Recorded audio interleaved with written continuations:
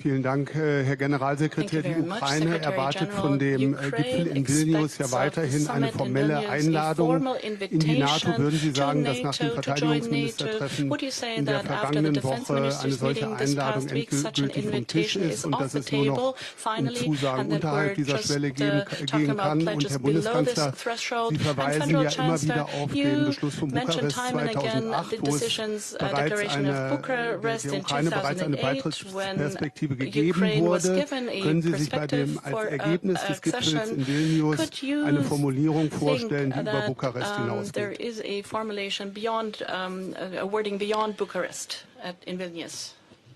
At the Vilnius summit and in the preparations for the summit, we are not discussing to issue a formal invitation. What we are discussing is how to move Ukraine closer to NATO.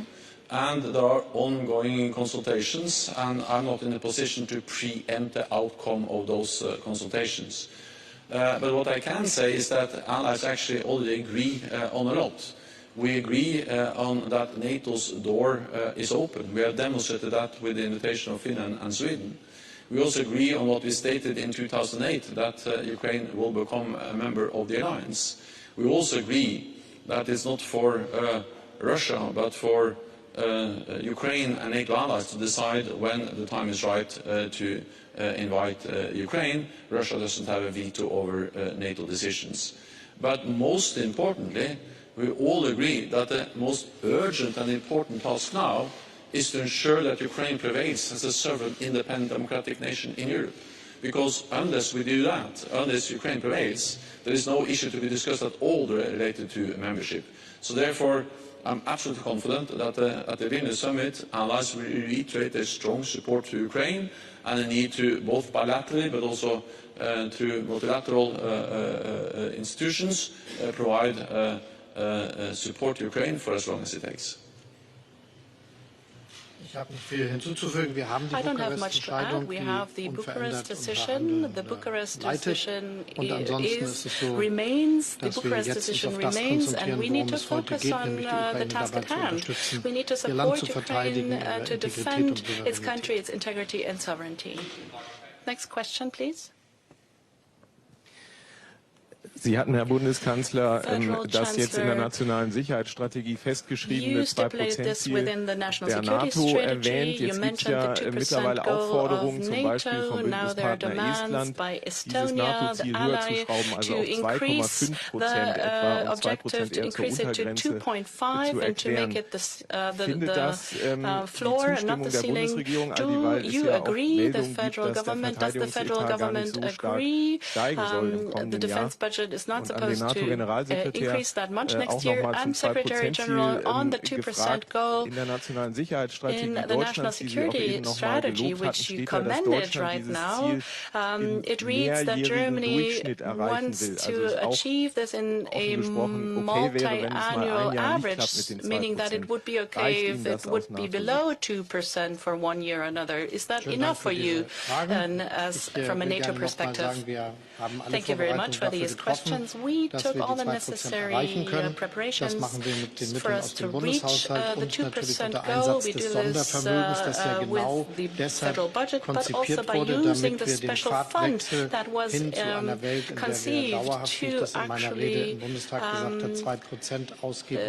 be able to spend 2%. And in the law, passing this special fund, you see the funding available, and you could actually spend 1 year spend more than others, but our outlook is 2%, our perspective is 2%. I assume once all countries in Europe have achieved this and all members in the transatlantic alliance, this will lead to a tremendous increase in our defense capabilities. I mean, it's a massive increase in defense spending, and if you look at all the many other countries and factor this in, countries that also need to increase their spending for them to reach the 2% objective, then if you add all of this up, this will result in a massive increase of defense capabilities for NATO. First of all, I would like to welcome the very strong commitment of Germany to reach 2%, and not only the commitment, but actually the fact that we have seen German defense spending going up significantly, and also, of course, by the special fund of 100 billion euros, and the whole message from the Zeitenwende has really sent a very clear message about further increases and the strength and commitment of Germany to contribute to our shared security, to our collective defense in NATO, and that's something I welcome.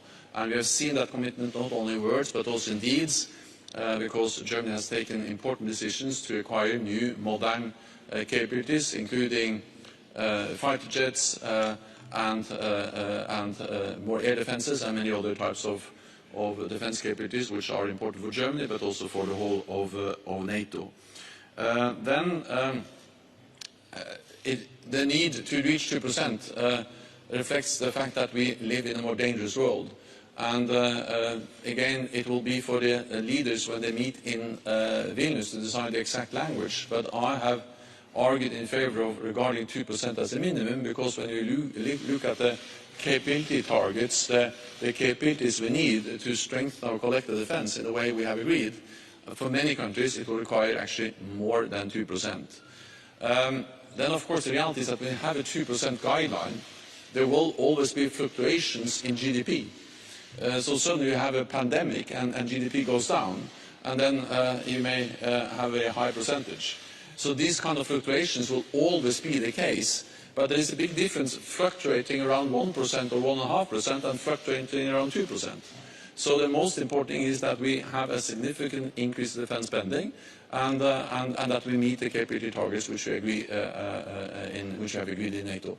Let me add one brief thing, and that is that from my own experience as a politician, in Minister of Finance and Prime Minister, I know that it's never easy to increase defense spending, because if you spend more on defense, there's something less. There is less for healthcare, for education, for other important things. But the reality is that when we live in a more dangerous world, we just have to pay the price of investing more in defense, because without peace and security, all the other things we are striving for, climate change, prosperity, will not be able to address them if we don't ensure peace and security.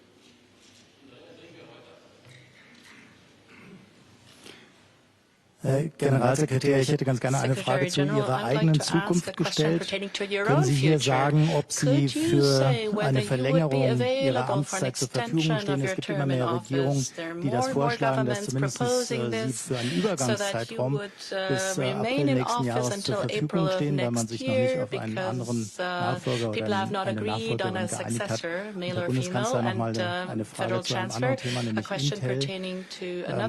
Intel. Das Unternehmen Intel hat jetzt Rieseninvestitionen in Israel, 25 Milliarden und Polen mit 5 Milliarden angekündigt. Was bleibt da noch für Deutschland? Und stimmt es, dass die Bundesregierung 10 Milliarden Subventionen zahlen wird und muss, damit eine Ansiedlung in Magdeburg überhaupt noch garantiert ist?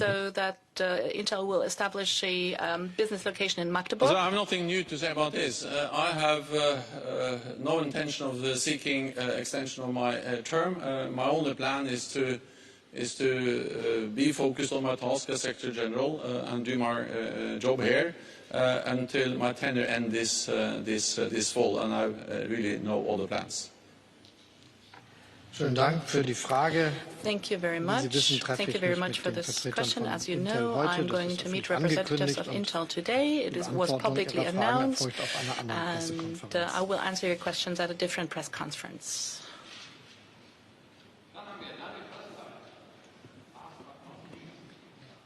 Herr Bundeskanzler, Sie haben ja die Priorität der Landesverteidigung noch einmal betont. Müsste sich das nicht auch im regulären Verteidigungshaushalt zeigen? Sie sind ja gerade in der Schlussphase der Verhandlungen über den Haushalt. Wird es also einen höheren Verteidigungshaushalt geben? Und Herr Generalsekretär, Sie haben gesagt, 2% sind the bottom, not the ceiling. Sehen Sie da nicht doch einen klaren Widerspruch zur nationalen Sicherheitsstrategie, die von einem mehrjährigen Mittel spricht, also auf jeden Fall eine Hintertür zu Zahlen unter 2% offen hält und eben nicht deutlich mehr als 2% anstrebt.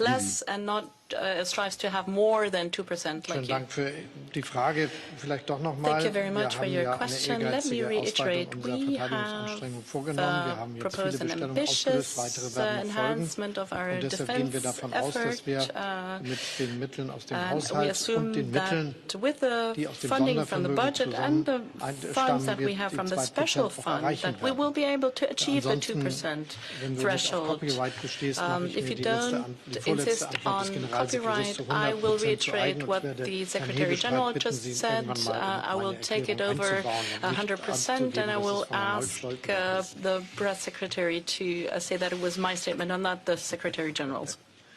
You can take that, no problem.